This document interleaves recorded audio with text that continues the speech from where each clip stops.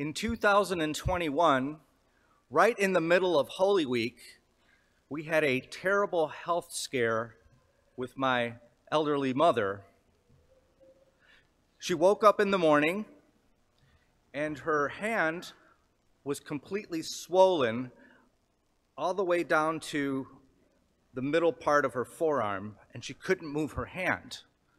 My mother's 90 years old. It was extremely scary.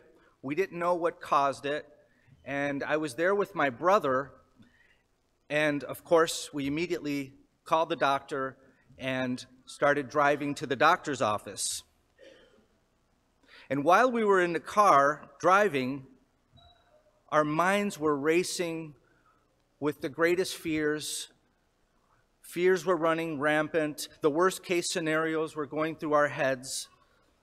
And when I got to the doctor's office, I felt as if I was entering into the tomb of Jesus, where our worst fears could potentially become real. However, after the doctor examined my mother, the exact opposite happened. We found out pretty quickly that what was going on with her hand was not dangerous. It was a side effect of a sleeping medication that another doctor gave her. So that went into the garbage really quick. And she was okay. All was good. She got a clean bill of health. By late afternoon, she was moving her hand again, and everything was fine. And so I tell this story, my brothers and sisters, because after we got that good report by the doctor during Holy Week, it was as if we realized that the tomb where our worst fears were potentially waiting was actually empty. And the place of darkness in an instant became a place of light and great rejoicing. And we had a wonderful and grateful Easter together as a family. In the gospel today, we see Mary Magdalene going to the tomb while it is still dark, early in the morning. Dark not just outside, as in the lack of light, but also dark within Mary's heart. For there was still fear in her heart running rampant, worst case scenarios, uncertainty, and tremendous sorrow and pain.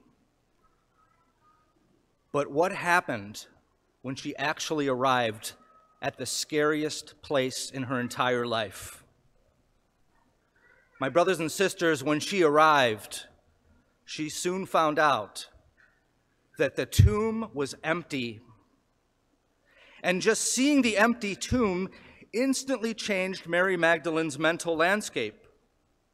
She had confronted her greatest fear and was now moving in the opposite direction to proclaim the news to the disciples about the empty tomb. And what happened when the disciples heard Mary's testimony? We hear in the gospel that they ran to the tomb when they heard. They didn't run away from the tomb. They didn't run away from the fears. They went directly into them with great haste.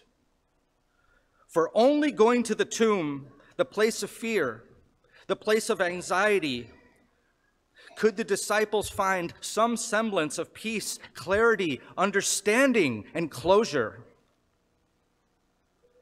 And when Peter and John arrived at the tomb, they saw that it was empty, and they believed, for they did not fully understand what Jesus was talking about when he mentioned rising from the dead.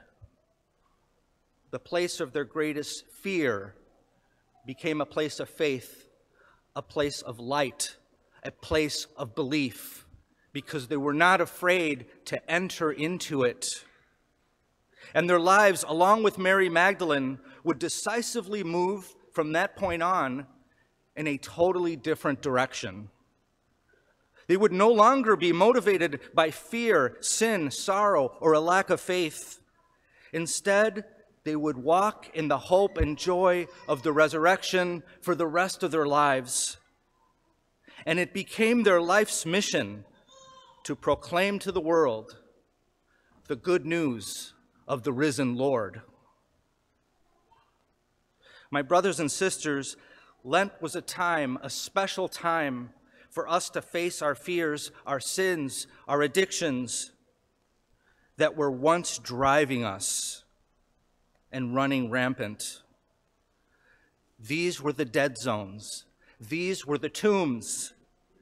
These were the places where it was still dark. However, Easter gives us a new direction. Today, our motivation is not fear and anxiety, but love and faith. And today we determine to approach our future tombs and struggles with faith and hope, knowing that Jesus is Lord and that he is risen.